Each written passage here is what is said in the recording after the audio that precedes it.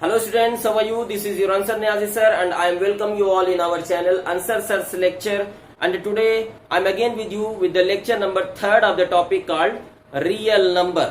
तो आज हम रियल नंबर के थर्ड लेक्चर को यहाँ पे देखने वाले हैं और इसमें हम पढ़ेंगे कि डेसिमल एक्सपेंशन कितने टाइप्स के होते हैं, and because of the decimal expansion you can easily find out number that whether it is a rational और इरेशनल।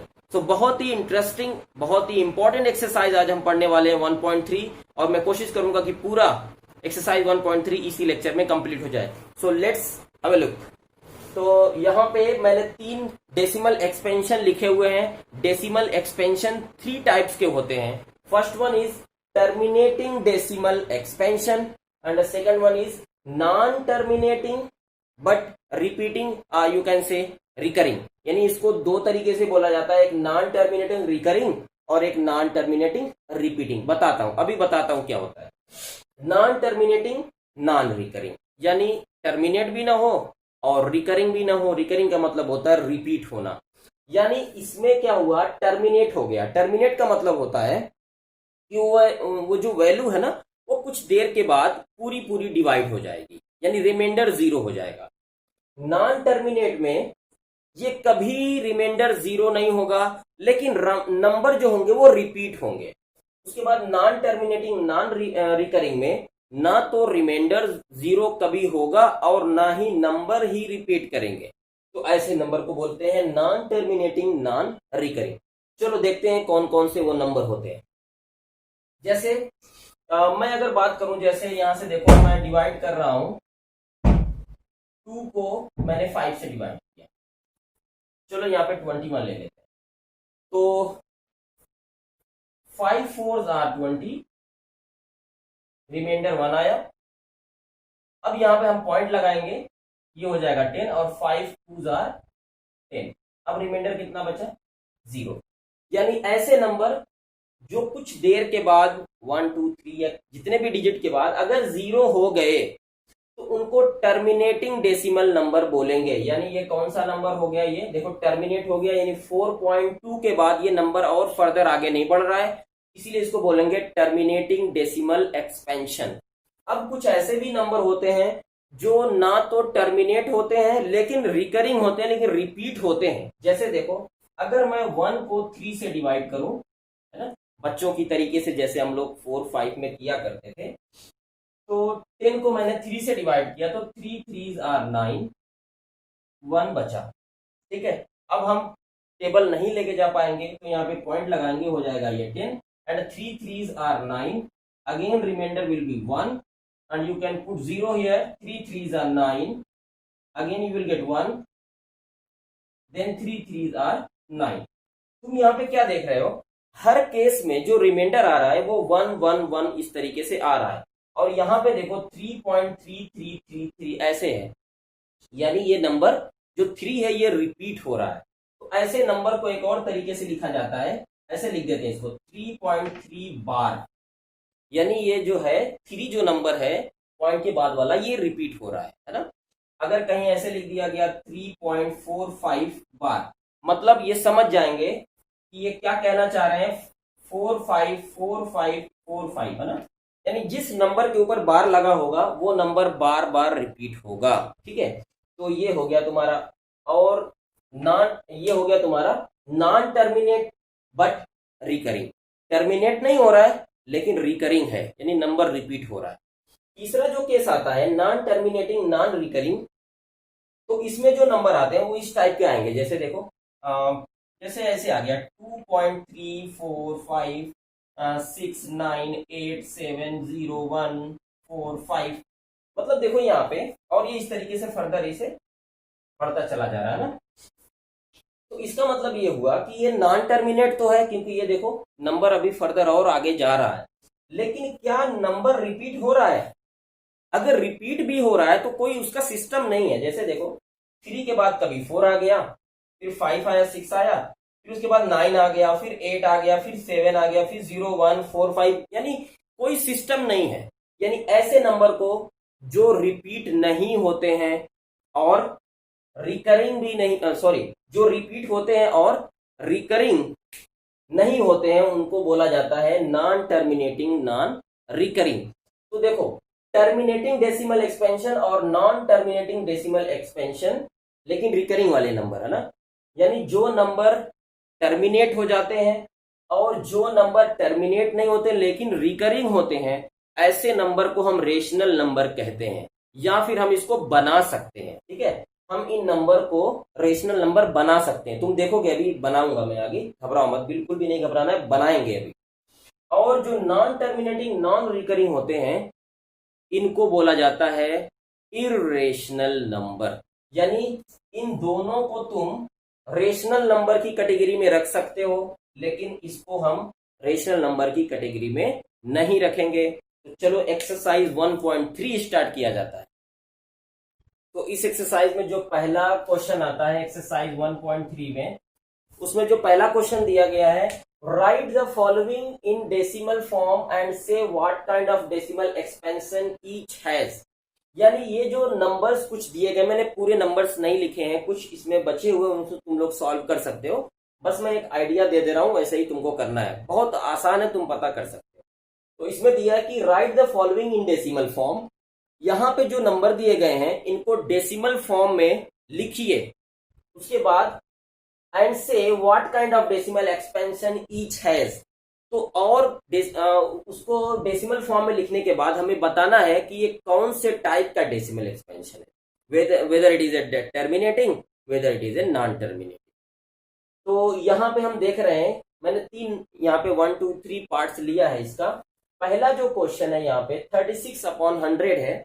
तो 36/100 को तुम जानते हो, अगर हम डिवाइड करेंगे तो क्या होगा, देखो ऐसे, इसको 100 से डिवाइड करेंगे हम, तो बच्चों की तरीके से डिवाइड किया जा रहा है। तो ऐसे देखो, 36 में हम एक बार भी टेबल 100 का नहीं पढ़ सकते, तो हम क्या करेंगे, यहाँ पे एक पॉइंट लगाएंगे।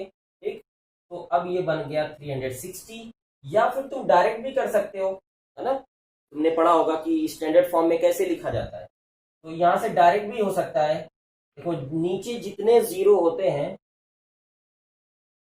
ऊपर पॉइंट ऐसे लगा दिया जाता है, 36 हो गया।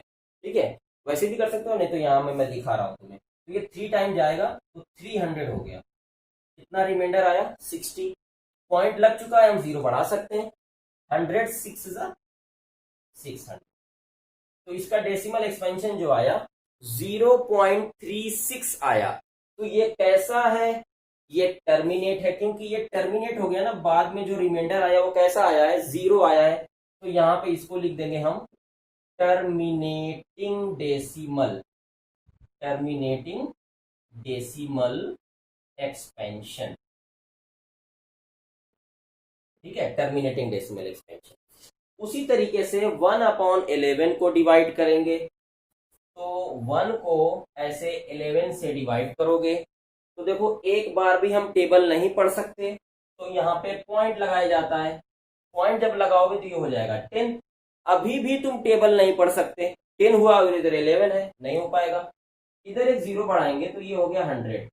अब 11 9 जा 99, 1 बचा रिमाइंडर, पॉइंट लगा हुआ, जीरो बढ़ाया जा सकता है, लेकिन अभी भी नहीं होगा।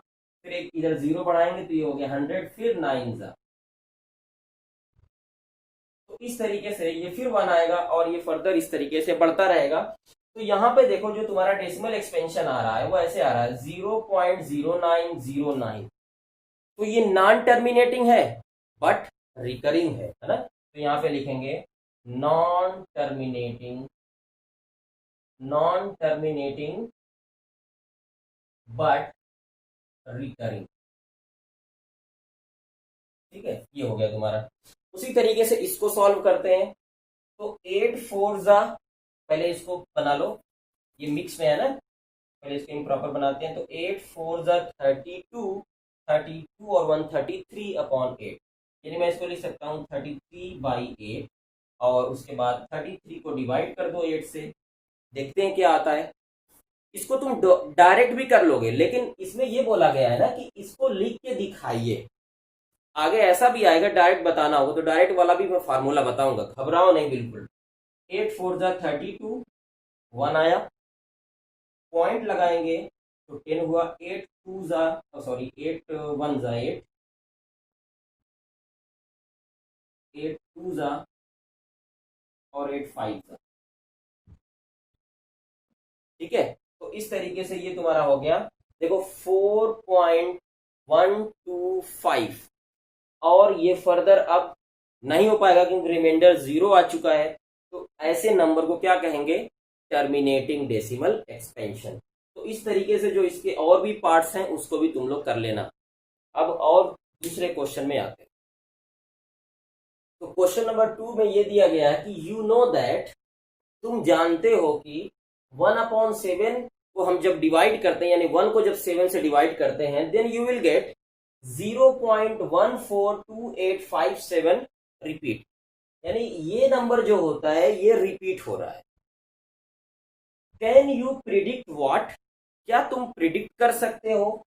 The decimal expansion of 2/7, 3/7, 4/7, 5/7 and 6/7 without actually the long division. यानी क्वेश्चन में यह दिया गया कि अगर हम 1 को 7 से डिवाइड करें तो 0.142857 बार फिर उसके बाद रिपीट होगा। तो ये जो नंबर दिया है 2/7, 3/7, 4/7 और भी जो है, उसको हमें विदाउट लॉन्ग डिवीजन नहीं करना है, इसी वैल्यू का इस्तेमाल करके प्रिडिक्ट कर देना है कि क्या वैल्यू होगी। ठीक है, तो चलो हम निकालते हैं। ये भी 2-3 निकाल दे रहा हूं, बाकी तुम लोग निकाल लेना, बहुत आसान है। जैसे मैं पहला निकाल दूं 2/7, ठीक है, इसकी वैल्यू हमें निकालनी है। देखो इसको मैं ऐसे लिख सकता हूं 2 × 1/7, क्यों लिख सकते हैं ना। देखो 2 1 जा 2, 2/7।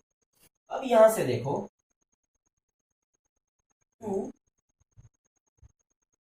और 1/7 की वैल्यू यहाँ पे दे रखी, यहाँ पे मल्टीप्लाई कर देंगे 0.14285 मल्टीप्लाई कर लो, क्या आएगी वैल्यू? 2 7 जा 14, कैरी आया 1, 2 5 जा 10 और 1 11, कैरी 1, 2 8 जा 16 और 1 17, कैरी 1, 2 2 जा 4 और 1 5, 2 4 जा 8 एंड 2 1s आर 2। तो ये रही तुम्हारी वैल्यू।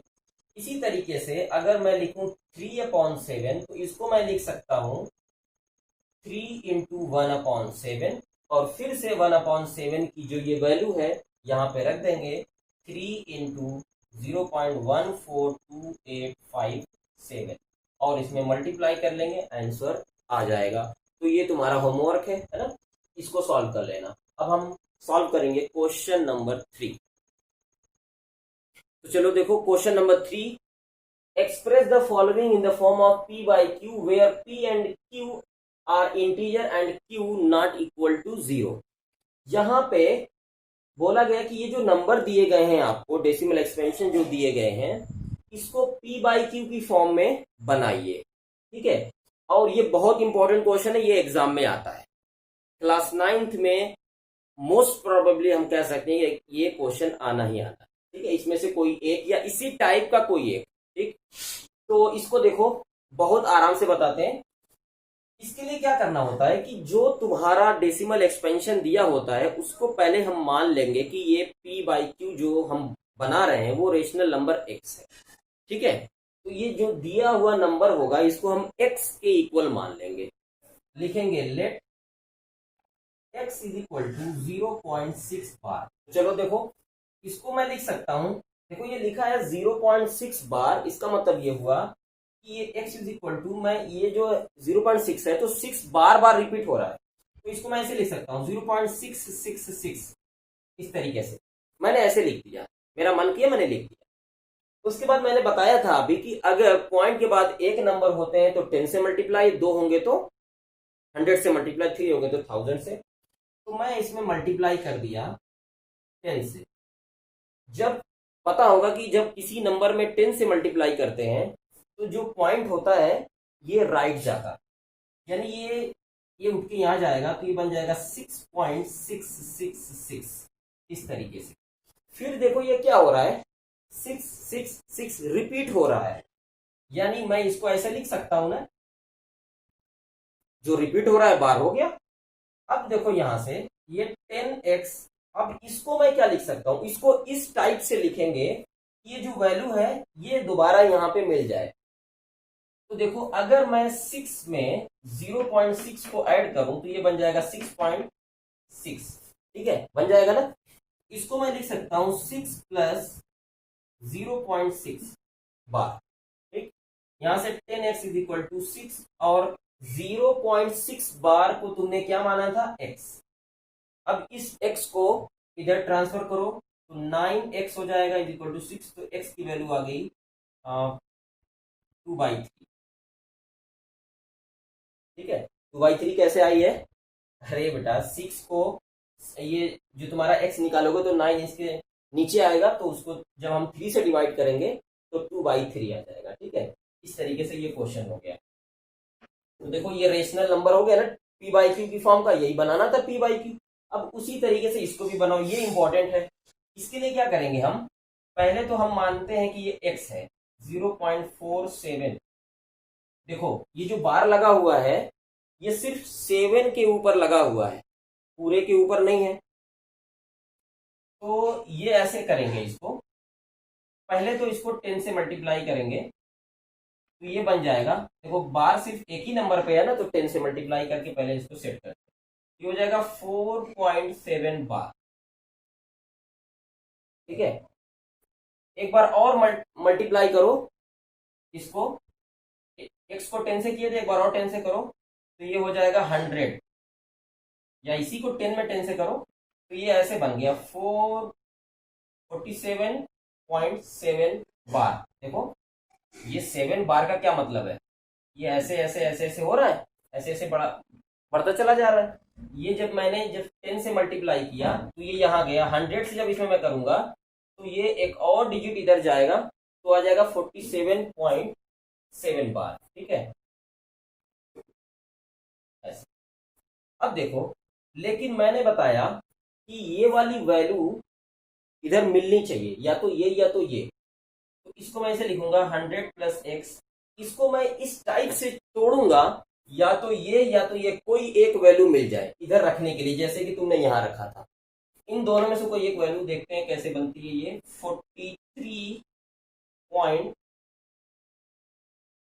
43 प्लस 4.7 मैंने ऐसे कर दिया, ठीक है। देखो 43 में अगर 4 ऐड करोगे तो 47 और बार ये 7 हो गया। यहां से देखो 100x इज इक्वल टू 43 और 4.7 बार को तुम क्या कह सकते हो, 10x। यहां पे मैंने 10x रख दिया। अब इस वैल्यू को जब ट्रांसफर करो then you will get 90x is equal to 43, that means x would be 43/90 and it is the form of p/q। ये तुम्हारा p/q के फॉर्म का हो गया। अब इसको भी करते हैं। पहला काम, दिए हुए डेसिमल एक्सपेंशन को x की फॉर्म का मान लेते हैं, तो x इज इक्वल टू हो गया 0.001 बार, ठीक है। देखो बार कितने नंबर पे लगा है, 1 2 3, तो इसमें कितने से मल्टीप्लाई करेंगे, 1000 से। ये हो जाएगा 1000x इज इक्वल टू, देखो अब जब हम 1000 से करेंगे इसका मतलब, देखो ये बार लगा हुआ है, इसका क्या मतलब है, देखो 0.001001001, ये ऐसे नंबर रिपीट हो रहा है, ठीक है, बार बार ऐसे रिपीट हो रहा है। तो जब हम 1000 से मल्टीप्लाई करेंगे तो ये जाएगा 1 2 3 और बाद में फिर ये 0.1001 ऐसे ही पड़ा रह जाएगा, तो ये हो जाएगा तुम्हारा 1.001 बार। जैसे ही हम मल्टीप्लाई करेंगे तो ये ऐसे बन जाएगा। अब देखो यहां से 1000x is equal to 1 plus 0.001। अब देखो 1000x is equal to, sorry 1000x is equal to, ये आ जाएगा 1 और 0.001 को तुमने क्या माना, x। अब इस x को इधर लेके आओ तो 1000x minus x is equal to 1, 99x is equal to 1, x would be 1/999। देखो ये भी तुम्हारा बन गया p/q के फॉर्म का। देखो क्वेश्चन नंबर जो 4 है वो ये है कि एक्सप्रेस 0.9999 और इस तरीके से ये चलता रहेगा in the form of P by Q. इसको पी बाई क्यू की फॉर्म में इंडिकेट करिए, बनाइए। Are you surprise by the answer? क्या तुम आंसर से सरप्राइज हो जाओगे? देखते हैं मैं सरप्राइज हो रहा हूं या ये तुम सरप्राइज हो रहे हो या नहीं। अगर सरप्राइज हो रहे हो, डिस्कस विद योर टीचर। अगर सरप्राइज तुम हुए हो तो अपने टीचर से डिस्कस करिए, ठीक है। तो किसी से भी डिस्कस कर सकते हैं, है ना। पहले देखते हैं हम सरप्राइज हो रहे हैं या नहीं। चलो सरप्राइज हो जाए पहले। तो अभी ये नंबर कैसा है? 0.9999। इसका मतलब कौन सा नंबर रिपीट हो रहा है? 9 रिपीट हो रहा है। मीन्स हम इसको लिख सकते हैं x is equal to 0.9 repeat. ठीक है, कौन सा नंबर रिपीट हो रहा है? 9 हो रहा है, तो 9 के ऊपर मैंने एक बार लगा दिया। ठीक है, फिर से वही तरीका। ये जो नंबर है वो ऐसे ही तो है 99999। ठीक है, अगर मैं इसमें 10 से मल्टीप्लाई करूं तो ये पॉइंट कहां जाएगा? ये चला जाएगा ऐसे 9.9999। इस तरीके से ये बढ़ता रहेगा। ठीक है, तो 10x इज इक्वल टू, अब तुम जानते हो कि 9 और ये 99 जो रिपीट हो रहा है, इसको हम लिख सकते हैं ना 9 बार, है ना। ऐसे लिख सकते हैं हम। अब देखो इसको मैं लिख सकता हूं 9 प्लस 0.9 बार। बोलो लिख सकते हैं? बिल्कुल लिखेंगे। 10x is equal to 9 plus and 0.9 bar is equal to x। ये x हो गया। अब x को इसके दोस्त की तरफ इधर लेके आओ, है ना। देखो ये इस जाति का है ना। ये x और ये x दोनों दोस्त है, एक जैसे हैं, तो इनको इसके पास लेके आते हैं। तो 10x minus x is equal to 9, then 9x would be equal to 9, that means x is equal to 1। अरे ये तो मैं सरप्राइज हो गया। कैसे?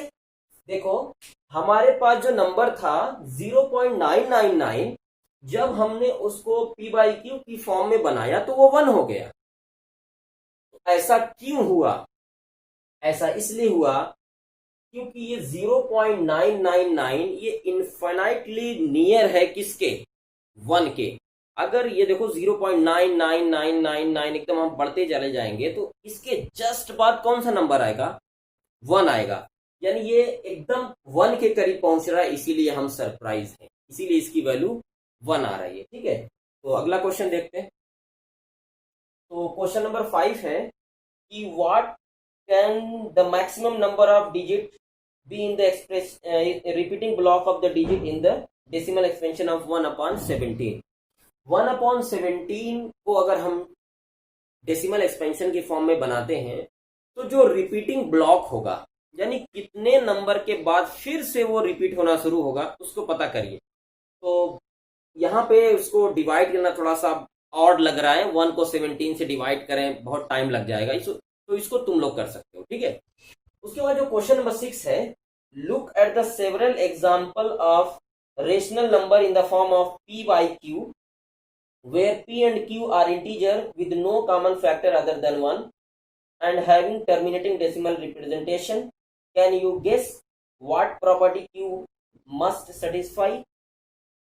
यहाँ पे हमसे ये बोला जा रहा है कि अगर हम बहुत सारे सेवरल एग्जाम्पल को अगर हम देखते हैं, ये मैंने यहाँ पे पहले से करके लिखा हुआ है कि ऐसे ऐसे आता है, तो कौन सा नंबर कब टर्मिनेट होगा कौन नहीं होगा, ये सिर्फ गेस करके बताना है। वही बात आ गई जो मैं पहले बताया था कि पहले बाद में बताऊंगा।